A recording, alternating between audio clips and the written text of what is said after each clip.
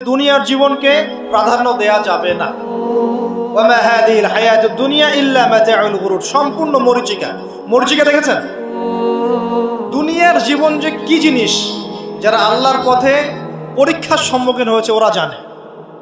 মানে কিচ্ছু না, মানে মুহূর্তে আল্লাহ পাক ইহকাল পরকালের ফয়সালা করে ফেলবে। আমরাও বুঝবো, এটা আমরা বুঝবো না এমন নয়। ইয়াং ছেলে রাস্তায় যাচ্ছে, বাইক নিয়ে খুব দাবরানি দিচ্ছে, আছে না? হঠাৎ অ্যাক্সিডেন্ট, ডেড, স্পট ডেড। এটা দুনিয়ার জীবনটা। সারা জীবন দুনিয়ার পিছনে ছুটেছে, শেষ বয়সে হতাশ, কিছুই পেলাম না। পাবে না, কারণ আল্লাহর পথে না চললে শেষ বয়সে গিয়েও কিছু পাবেন না। যন্ত্রণা, হতাশা, গ্লানি ছাড়া। তখন দেখবেন আত্মহত্যা করে শেষ, ডেড। দেখবেন অনেক প্রতাপশালী বাচ্চা বড় বড় লেকচার দিচ্ছে, হঠাৎ রাস্তায় হাঁটতে হাঁটতে ডেড। সারাদিন রাত জেনা করেছে, মদ খেয়েছে, জেনা ছড়িয়েছে সমাজে, নগ্নতা, অশ্লীলতা ছড়িয়েছে, ভাইরাস মহামারী দিয়ে শেষ। দুনিয়ার জীবন কি জীবন! চোখের সামনে অহরহ এগুলো ঘটনা দেখছি আমরা। যাচ্ছে খুব সাদা আহ্লাদ করে, বর বিয়ে করতে যাচ্ছে, কার অ্যাক্সিডেন্ট, শেষ, ডেড। কিছু সাহাবী তো এমনও ছিলেন, বদরের যুদ্ধ করতে এসেছেন, হাতের মধ্যে কিছু খেজুর আছে, খেজুর খাচ্ছেন, খোরমা খেজুর খাচ্ছেন। তখন নবী সাল্লাল্লাহু আলাইহি ওয়াসাল্লাম দাঁড়িয়ে ভাষণ দিচ্ছেন যে ওয়াসাবিকু ইলা মাগফিরাতিম মির রাব্বিকুম ওয়া জান্নাহ। ওই যে আয়াতটা আছে, তোমরা এগিয়ে চলো তোমাদের রবের ক্ষমার দিকে এবং জান্নাতের দিকে। আরদুহা কাআরদিস সামাই ওয়াল আরদ, যার প্রশস্ততা আসমান এবং জমিনের সমান। সাহাবী খেজুর খেতে খেতে খেজুরটা ফেলে দিলেন। আরেকজন সাহাবী জিজ্ঞাসা করলেন যে খেজুরটা ফেলে দিলেন কেন? তিনি বলছেন এই খেজুরগুলো খেতে অনেক সময় লেগে যাবে। নবী সাল্লাল্লাহু আলাইহি ওয়াসাল্লাম এমন কথা বলেছেন, এটা শোনার পরে আমি আর এক সেকেন্ড নষ্ট করতে যাচ্ছি না। খেজুর ফেলে দিয়ে যুদ্ধে ঝাঁপিয়ে পড়লেন, দেন শহীদ হয়ে জান্নাতে চলে গেলেন। তারাও তো মৃত্যুর স্বাদ গ্রহণ করেছেন, তাই না? সুমাইয়া রাদিয়াল্লাহু আনহা, আবু জাহেল তাকে নির্যাতন করছে, তার লজ্জাস্থানে বর্ষা ঢুকিয়ে দিয়ে, চিন্তা করতে পারেন, লজ্জাস্থানে বর্ষা নিক্ষেপ করে হত্যা করলো। সুমাইয়া রাদিয়াল্লাহু আনহা দেখতে কালো বর্ণের, চেহারা সুন্দর নয়, হয়তোবা আপনার মতো সুন্দর নয়, জান্নাতে এখন হাসছে ইনশাআল্লাহ তাআলা। তার স্বামী ইয়াসের, আবু জাহেল তাকে পিটাতে মেরে ফেললো, সে মারা গেল, শহীদ হয়ে গেল। অনেক ওলামায়ে কেরামকে, ইমাম, মুস্তাহিদ, মুহাদ্দিস দেখবেন সারাটা জীবন এত মেহনত করেছেন দ্বীনের জন্য, বিয়ে শাদী করার সময় পান নাই। এমনও আছেন ইমাম এবং মুহাদ্দিস, জীবন তো তাদেরও ছিল। শুধু সাহাবী কেন, তাবেঈদের দিকে তাকান, তাবেঈন তাকান, আমাদের 4 ইমামের দিকে তাকান। আবু হানিফা রাহিমাহুল্লাহ শেষ বয়সে জেলখানায়, কথিত আছে বিষ প্রয়োগে তাকে হত্যা করা হয়েছে। তার টাকার অভাব ছিল না, তিনি কিন্তু আমার মতো হতদরিদ্র ছিলেন না। আল্লাহ পাক তাকে সম্পদও দিয়েছিলেন, সমস্ত সম্পদ বিলিয়ে দিয়েছেন দ্বীনের জন্য। ইমাম শাফিঈ রাহিমাহুল্লাহ, তার দিকে তাকান। আহমদ বিন হাম্বল রাহিমাহুল্লাহ, তার দিকে তাকান। তাকে পিটানো হচ্ছে আর বাগদাদের রাস্তায় ঘোরানো হচ্ছে, কারণ সমাজের মানুষ ফতোয়া দিয়েছে একটা, তিনি ফতোয়া দিচ্ছেন আরেকটা। ওই যে হিল্লা প্রথা আর ঠিকা বিবাহ নিয়ে তিনি বলছেন, ইলামু ইয়া আহলা বাগদাদ, হে বাগদাদের মানুষরা জেনে রাখো যে আমি কশ্চিনকালেও এই প্রথাকে জায়েজ করলাম না। তোমরা চিনে রাখো যে আমার নাম আহমদ। জীবন তাদেরও ছিল। ইমাম মালিক রাহিমাহুল্লাহ, তাকে এত মার দেয়া হয়েছিল, হাত বাঁধতে পারতেন না নামাজের মতো, নামাজে হাত বাঁধতে পারতেন না। সাহাবীদের থেকে নেন, তাবেঈ থেকে নেন, তাবেঈ থেকে নেন, মুস্তাহিদ ইমাম থেকে নেন, দুনিয়ার জীবন তারাও কিন্তু ভোগ করেছেন, আর আমরাও ভোগ করছি। আমাদের ভোগের সিস্টেমটা দেখেন, তাদের ভোগের সিস্টেমটা দেখেন। আমরা বাঁচছি দুনিয়ার জন্য, তারা বেঁচেছে পরকালের জন্য। আমরা দুনিয়ায় বাঁচছি দুনিয়ার জন্য, দুনিয়ার একটা চাকরি, একটা ব্যবসা, একটা পরিবার, একটা স্ট্যাটাস, বাড়ি গাড়ি, টাকা কড়ি, সম্পত্তি, এগুলোর জন্য। কিন্তু তারা বেঁচেছেন আল্লাহর জন্য, পরকালের জন্য। যে ব্যক্তি দুনিয়ার জন্য দুনিয়া করে, আল্লাহ পাক তাকে ইহকাল পরকাল দুটোই নষ্ট করে দিবেন। যে ব্যক্তি পরকালের জন্য দুনিয়া করবে, আল্লাহ পাক তার দুনিয়া গুছিয়ে দিবেন, আখিরাতও গুছিয়ে দিবেন ইনশাআল্লাহ। প্রথম কথা হচ্ছে এই যে দুনিয়ার জীবনকে প্রাধান্য দেওয়া যাবে না। দুনিয়ার জীবনের প্রতিটা কাজ আপনি একটা উদ্দেশ্যেই করবেন, সেটা হচ্ছে আল্লাহ সন্তুষ্ট। বিয়ে শাদী করেছি কেন? আল্লাহর জন্যে। পরিবার গঠন করেছি কেন? আল্লাহর জন্যে। সন্তান নিয়েছি কেন? আল্লাহর জন্যে। দিন শিখেছি কেন? ইলম শিখেছি কেন? আল্লাহর জন্যে। চাকরি কেন করি? আল্লাহর জন্যে। প্রতিটা কাজ ইবাদত হবে যদি আপনি মুহাম্মদ সাল্লাল্লাহু আলাইহি ওয়াসাল্লামের তরিকা মেনে চলেন। ওয়া মা খালাকতুল জিন্না ওয়াল ইনসা ইল্লা লিয়াবুদুন, শুধুমাত্র ইবাদত করার জন্যই আল্লাহ পাক জিন এবং মানুষ জাতিকে সৃষ্টি করেছেন। আপনাকে আল্লাহ পাক এই হায়াতটা দিয়েছেন। এখন বাকি সময়টা চিন্তা করেন, আগামী 30-40 বছর কিভাবে কাটাতে চান? দুনিয়ার জন্য বাঁচবেন না আল্লাহর জন্য বাঁচবেন? যদি আল্লাহর জন্য বাঁচতে চান, সর্বশেষ হেদায়েত আল কোরআন এবং সর্বশেষ নবী মুহাম্মদ সাল্লাল্লাহু আলাইহি ওয়াসাল্লাম, এর বাইরে কিচ্ছু নাই ভাই। সারা দুনিয়ার মানুষ মিলে যদি বলে যে কোরআন সুন্নাহর মধ্যে আছে সুদ হারাম, কিন্তু সুদ হালাল, হালাল হালাল, কোশ্চিনকালে হালাল হবে না। সারা দুনিয়ার মানুষ একটা মাঠে যদি এসে বলে সুদ হালাল, সুদ ভালো, কোশ্চিনকালে হালাল হয়ে যাবে না, হারামই থেকে যাবে। সারা দুনিয়ার মানুষ যদি বলে পর্দা করার দরকার নাই, এটা সেকেলে সেকেলে সেকেলে, এটা সেকেলে হয়ে যাবে না, এটা ফরজ থেকে যাবে। কিচ্ছু নাই কোরআন সুন্নাহর বাইরে, কিচ্ছু নাই। যা আছে দেখছেন বোগাস, যার কোনো ভিত্তি নাই, মানুষের মন গড়া প্রবৃত্তির অনুসরণ। এখন আপনি যখন কোরআন এবং সুন্নাহর কাছে আসতে চাইবেন, তখন কিন্তু আপনি চতুর্দিক থেকে বাধা পাবেন। এই পথ চলাটা এত সহজ হবে না। হ্যাঁ, কাদের জন্য সহজ হবে? যারা প্রোটেস্ট্যান্ট মুসলিম হবে। কি মুসলিম? প্রোটেস্ট্যান্ট মুসলিম। এটা কেমন? মানে ওটাও ঠিক এটাও ঠিক, সুদ খেলেও হয় না খেলেও হয়, পর্দা করলেও হয় না করলেও হয়, নামাজ পড়লেও হয়, মাঝে মাঝে ছাড়লেও হয়, যাকাত দিলেও হয় না দিলেও হয়। মডারেট প্রোটেস্ট্যান্ট মানে কোরআন সুন্নাহ যা আছে এগুলো খুব কঠিন মনে হয়, এটা মৌলবাদী মৌলবাদী মনে হয়, এগুলো মানলে তো এই যুগে চলা যায় না, এগুলো ওই যুগের জন্য। এরকম ভার্সনে যারা চিন্তা করবে তাদেরকে কষ্ট পেতে হবে না।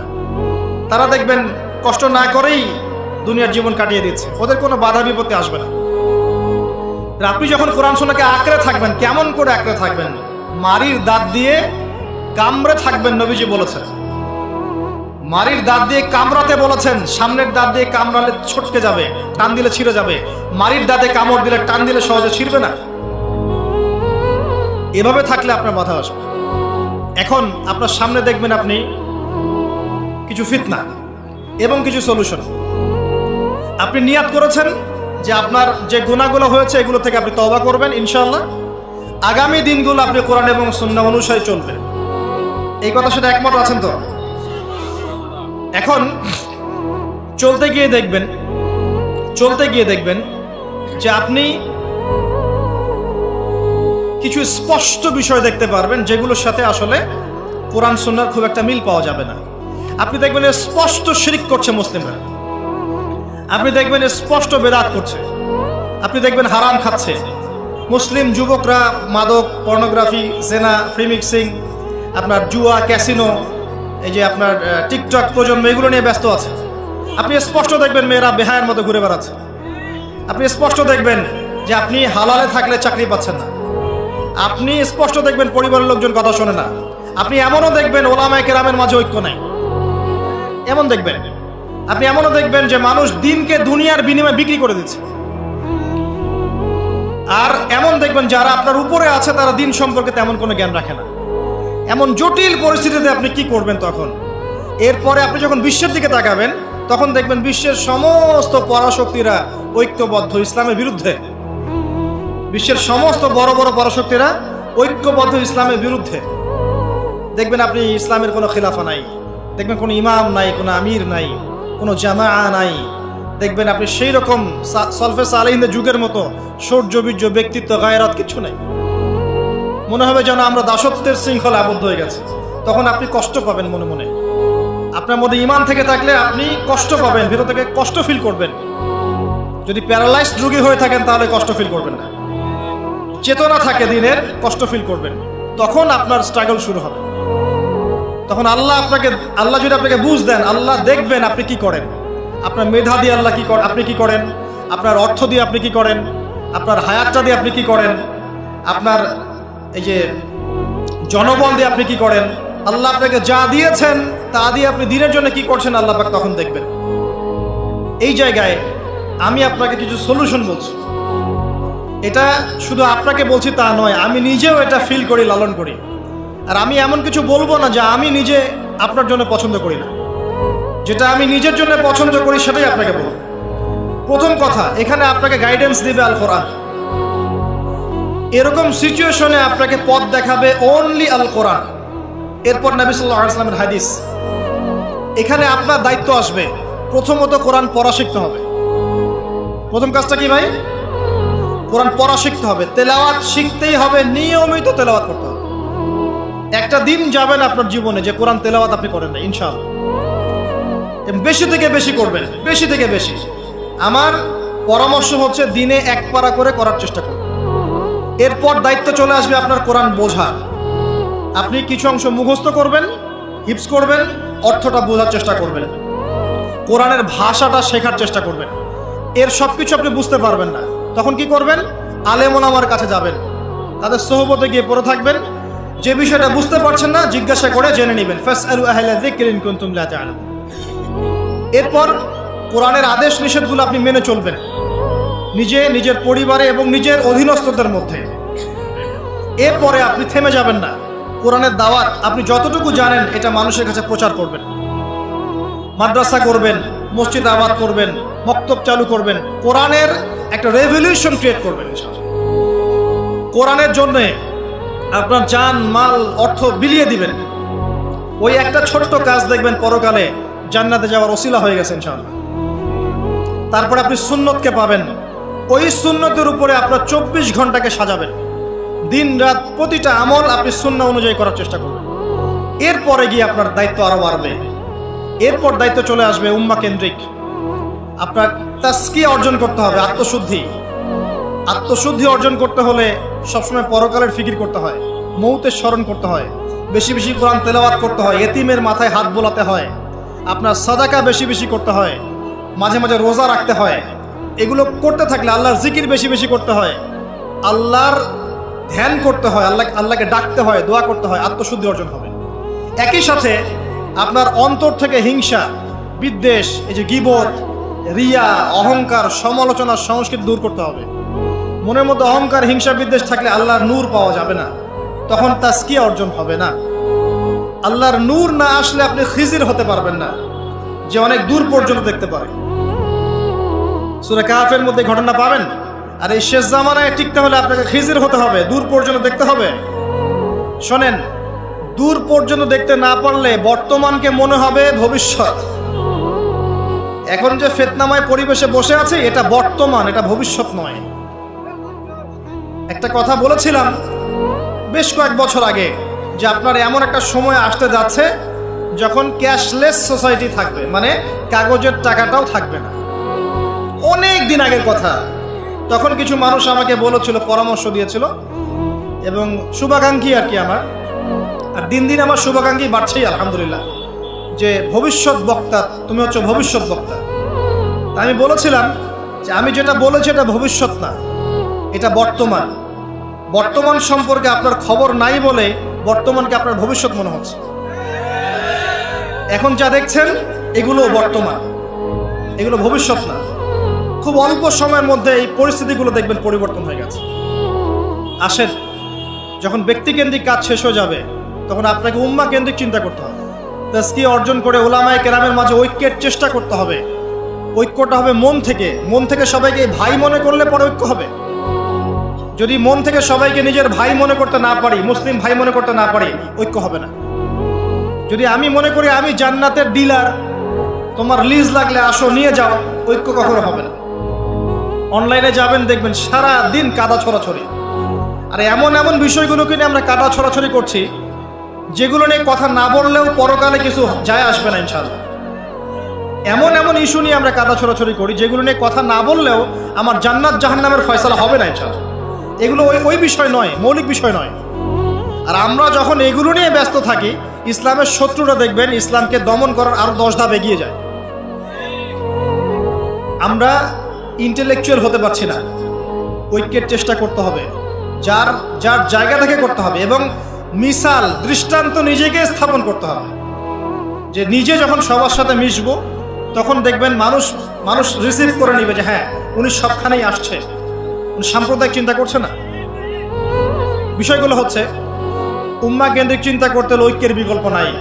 আর এই রেসপন্সিবিলিটি আমার মতো দায়ীদের নয়, মূলত এই রেসপন্সিবিলিটিটা হচ্ছে মূলত ওলামায়ে কেরামের। তারা যখন একত্রিত হবেন, ঐক্যবদ্ধ হবেন, তাদের মধ্য থেকে দেখবেন একজন আমির বের হয়ে গেছে, এবং তিনি যখন নেতৃত্ব দিবেন তখন জনগণ তার পিছনে তাকে ফলো করবে। ধর্মতাত্ত্বিক নেতৃত্বের কথা বলছি আমি। ধর্মতাত্ত্বিক নেতৃত্ব কি পলিটিশিয়ান দিতে পারবে? কারণ পলিটিশিয়ানদের কাছে কি ধর্মের সব জ্ঞান থাকে? স্বাভাবিক থাকবে না, কারণ তারা পড়াশোনা করেননি এইভাবে, তাদের কাছে পলিটিক্সের জ্ঞান আছে। আপনি যখন ধর্মতাত্ত্বিক ঐক্যের কথা বলছি তখন ধার্মিকদেরকেই তো দায়িত্ব নিতে হবে, এবং ধার্মিকদের মধ্যে যারা স্কলার, বিজ্ঞ বরেণ্য ওলামায়ে কেরাম, তাদের মধ্যে ঐক্য প্রথম দরকার। অনুসারীদের মধ্যে ঐক্য দিয়ে লাভ নাই। প্রথমে ঐক্য লাগবে আগে বড় বড় লেভেলে, তারপরে দেখবেন জনগণ ঠিকই আলেমকে মেনে নিয়েছে, তখন আপনি দেখবেন একটা ভালো শক্তি আপনি অর্জন করতে পারছেন।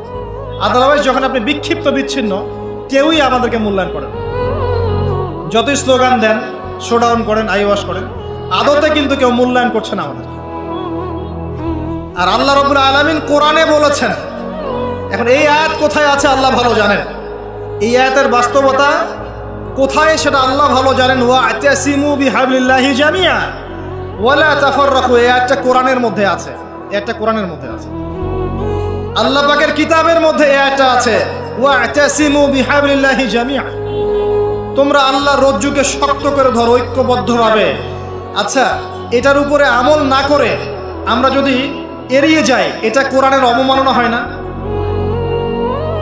এটা কোরআনের অবমাননা হয় না?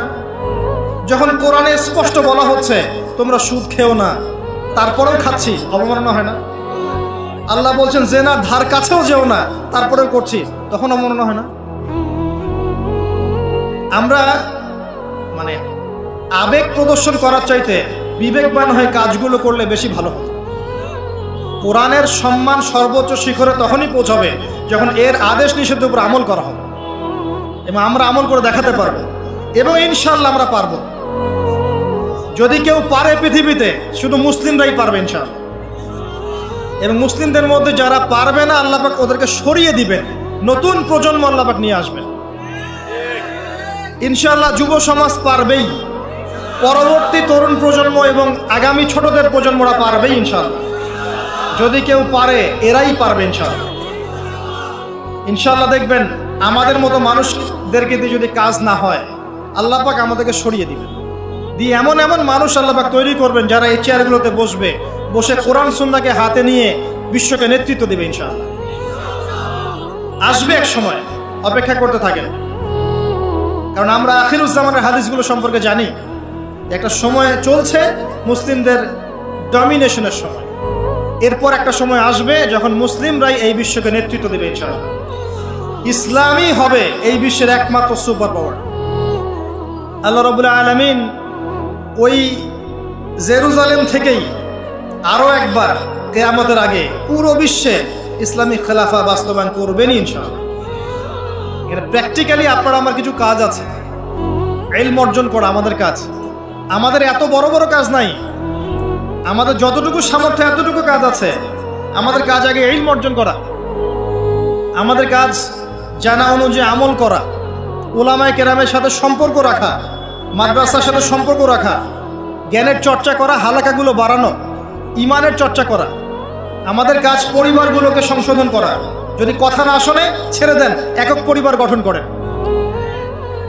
বুঝাতে বুঝাতে যদি দেখেন যে আপনার পরিবার লুতের স্ত্রীর মতো হয়ে গেছে, বা নূহ আলাইহিস সালামের স্ত্রীর মতো হয়ে গেছে, তার ছেলের মতো কথা শোনে না, ছেড়ে দেন, আপনি আলাদা থাকেন। তাও ইমানের সাথে আপোষ করেন না। আসহাবুল কাহফ সমাজ, পরিবার সব ছেড়ে দিয়ে চলে গেছে, চলে যায় না, সব ছেড়ে দিয়ে চলে গেছে। যখন কেউ কথা শোনে না, একাই থাকতে হয় আল্লাহর রজ্জুকে ধরে। আল্লাহ পাক ইব্রাহিম আলাইহিস সালামকে বলেছেন তুমি একাই একটা উম্মাহ, ইব্রাহিম তুমি একাই একটা উম্মাহ। তো আমাদের কিছু কাজ আছে ভাই, ইমানের চর্চা করা, ইলম অর্জন করা, ওলামায়ে কেরামের সোহবতে যাওয়া, তাজকিয়া, আত্মশুদ্ধি অর্জন করা, অন্তরে আল্লাহর নূর পাওয়ার চেষ্টা করা, বেশি থেকে বেশি ইবাদত করতে থাকা, সময়কে মূল্যায়ন করা, সময়কে মূল্যায়ন করা, জীবনটা গুছিয়ে নেওয়া। কারণ আমি এখানে থাকতে আসিনি, আমি আপনি এখানে থাকতে আসিনি। আজকে থেকে 50 বছর পরে, 100 বছর পরে এখানকার একটা মানুষও বেঁচে থাকবে না। এখানে আমরা বসে আছি যারা, কেউ থাকবে না, এই বিশ্বের কোনো নেতা থাকবে না। আজকে থেকে 100 বছর পরে এই ন্যাটো, জাতিসংঘ, হাবিজাবি কিচ্ছু থাকবে না। আপনি বিশ্বের যত পরাশক্তি দেখছেন এগুলো কিচ্ছু থাকবে না ইনশাআল্লাহ। এই পৃথিবীর যে মানুষগুলো এখন বেঁচে আছে 100 বছর পরে কেউ থাকবে না। এখন মনে হচ্ছে এরাই সব, এগুলো সব না। 100 বছর, জাস্ট 100 বছর। আরে কিয়ামতের মাঠই তো হবে 50,000 বছর। কিয়ামতের মাঠ কত বছর? এই তুলনায় 100 বছর কিছু সময়? আল্লাহর কাছে 100 বছর কোনো সময় না। 100 বছর পর কিচ্ছু থাকবে না, কোনো আমি আপনি কেউ না, আমি আপনি কেউ থাকবো না। তো এই দুনিয়ার জীবনটাকে মূল্যায়ন করেন, গুছিয়ে নেন। আপনি জীবনের প্ল্যান করেন, আগামী 5 বছর আপনি কি করতে চাচ্ছেন, কতটুকু পড়তে চান, কি কি সনদ অর্জন করতে চান, কোন কোন বই আপনার পড়া হয়নি। আগামী 5 বছরের মধ্যে আপনার একটা ভালো জব দরকার, কি জব করবেন আপনি, যেটা করলে আপনি হালাল খেতে পারবেন। কত বছর আপনি বিয়ে করতে যাচ্ছেন এবং বিয়ের পর আপনি কিভাবে সন্তান প্রতিপালন করবেন। যখন আপনার বয়স 50 হবে তখন আপনার ছেলের বয়স কত হতে পারে, প্ল্যান করতে হয় জীবন সম্পর্কে।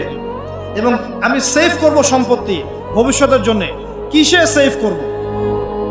আমি এমন সম্পত্তি যদি সেভ করি, জমাই, যেটার মূল্য সামনে গিয়ে কমে যাবে, তাহলে আমি ঠকবো। যদি আমি এমন সম্পত্তিতে সেভ করি যেগুলোর মূল্য বাড়বে, আমি জিতবো। জীবনকে নিয়ে প্ল্যান করতে হয়। এবং এই সময়টুকুতে আমি দিনের জন্য কি করতে চাই, দিনের জন্য আমি কতটুকু করতে চাই। আমার দ্বারা কি একটা মসজিদ করা সম্ভব না? আমার দ্বারা কি একটা মাদ্রাসা করা সম্ভব না? আমি কি একটা এতিম প্রকল্প করতে পারি না? আমি কি একটা বিধবাদের প্রজেক্ট করতে পারি না? আমি কি একটা মা বোনদেরকে নিয়ে সেলাই মেশিনের কোনো প্রজেক্ট করতে পারি না? আমি কি মানব সেবামূলক কিছু কাজ করতে পারি না? ছোট্ট একটা সামাজিক সংগঠন করতে পারি না? কিছু একটা তো করতে পারি আমি। আল্লাহ পাক কি আমাকে কোনো প্রতিভা দেন নাই? আল্লাহ পাক কি আমাদেরকে কোনো প্রতিভা দেন নাই? একজন আলেম হয়ে আমি কি 100-200 ছাত্র বের করতে পারি না? একটা বড় এমন একটা প্রতিষ্ঠান কি করতে পারি না যেখান থেকে বছরে বছরে মাশাআল্লাহ বিশ্ব বরেণ্য আলেমরা বের হবে? পারি না? কিছু তো পারি। আল্লাহ পাক কিছু তো শক্তি আমাকে দিয়েছেন। আল্লাহ পাক তো বলেননি আমাকে এখন অস্ত্র নিয়ে নামো মাঠে, বলেছেন? আমার তো পরিবেশই নাই। বাংলাদেশের মানুষ 90% মুসলিম বলছি আমরা, দেখবেন 80% নামাজ পড়ে না, দেখবেন 80% কোরআন পড়তে জানে না, যাকাত দেয় না, পর্দা করছে না, যুব সমাজের জীবনের উদ্দেশ্য ঠিক নাই, সারা দিন রাত অপসংস্কৃতি নিয়ে পড়ে আছে। এখন বেসিক কাজগুলো না করে কি আপনি বড় রেজাল্ট পাবেন? কখনো না। এই বেসিক কাজগুলো আমরা করতে পারি। এবং সবচেয়ে বড় একটা কাজ হচ্ছে আমাদের জায়গা থেকে উম্মার মাঝে ফাটল সৃষ্টি না করে ইউনাইটেড করার চেষ্টা করা যায়। আর আমাদের পরবর্তী প্রজন্ম, স্পেশালি এই তরুণদের প্রজন্ম, তরুণীদের আর আমাদের পরের ছেলে মেয়ে যারা আসবে, সোনামণি, এদেরকে আপনি আগামী বিশ্বের জন্য তৈরি করেন। এটা বড় চ্যালেঞ্জ। বড় বড় আলেম তৈরি করেন। দেখেন দিন দিন আলেমদের সংখ্যা কমে যাচ্ছে। আমার মতো নগণ্য মানুষকে যখন এই চেয়ারে বসে কথা বলতে হয়, তখন তো আমি বুঝতে পারছি যে আলেমের সংখ্যার আজকে কি অবস্থা। আমি তো আলেম নই, কথা বলতে হচ্ছে। কিছু মানুষ আমার কথা শুনছে, তার মানে বুঝতে পারছি আলেমদের সংখ্যা কত কম। বড় বড় ওয়ার্ল্ড রিনাউন্ড আলেম তৈরি করতে হবে। ইমাম বুখারীর মতো, আবু হানিফা রাহিমাহুল্লাহর মতো, আহমদ বিন হাম্বলের মতো কে তৈরি করবে? এটা কি আমার পক্ষে করা সম্ভব? একার পক্ষে করা সম্ভব? নিঃসন্দেহে একটা কমিউনিটি দরকার। সবার মাঝে দিনের ফিকির তৈরি করতে হবে যে আমার সবচেয়ে ইম্পর্টেন্ট জিনিস এই পৃথিবীতে আমার দিন, আল্লাহর দিন। এর চেয়ে ইম্পর্টেন্ট কিছু নাই আমার জন্য। সব কিছু পরে, দিন আগে। দিনকে এগিয়ে নিতে হবে, আমাকে চ্যালেঞ্জ গ্রহণ করতে হবে। এরকম চিন্তা ফিকির লালন করলে পরেই তো রেজাল্ট আসবে, নাহলে তো আসবে না। দেখেন আমরা, আমাদের মতো মানুষ যারা আছে, এরা একটা জাতিকে নেতৃত্ব দিতে পারবে না। প্রবলেমসগুলো ধরিয়ে দিতে পারে হয়তো, সর্বোচ্চ সলিউশনে কিছু পথ বলতে পারে। বাস্তবতা হচ্ছে এই যে কাজগুলো জনগণকেই করতে হবে। আর এই যে একদিন আসলাম, একটা কথা বললাম, চলে গেলাম, আদতে কোনো ফলাফল নাই। একদিন আসলাম, একটা মাহফিল করলাম, যেভাবে আসছি এভাবে চলে গেলাম, আদতে কোনো ফলাফল হবে না। যদি হ্যাঁ এই কথাগুলো মানুষের মনের মধ্যে গেঁথে যায় এবং আগামীর পৃথিবীর জন্য তারা প্রস্তুতি গ্রহণ করতে পারে, তখন গিয়ে কথা ফলবে।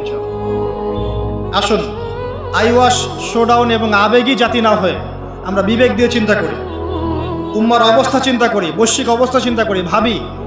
বারবার একটা কথা বলি আমি, একটা দেশের মধ্যে সরকার, প্রশাসন, জনগণ, আলেম ওলামা, যুবক শ্রেণী, মহিলারা, শিশুরা, এরা সবাই একটা দেহের মতো, একটা বডির মতো। এরা সবাই একে অপরের পরিপূরক, একে অপরের ভাই, সবাই মুসলিম। এখানে কেউ কারো শত্রু না। আমরা যদি একে অপরকে শত্রু মনে করে ভুল করব, তখন আমাদের শত্রুরা সুযোগ পেয়ে যাবে। আমরা সবাই একে অপরের পরিপূরক, সবাইকে নিয়ে, দেশকে নিয়ে, জাতিকে নিয়ে, উম্মাকে নিয়ে এগোতে হবে। আল্লাহ পাক আমাদের যুব সমাজকে বোঝার তৌফিক দান করুন, আমিন।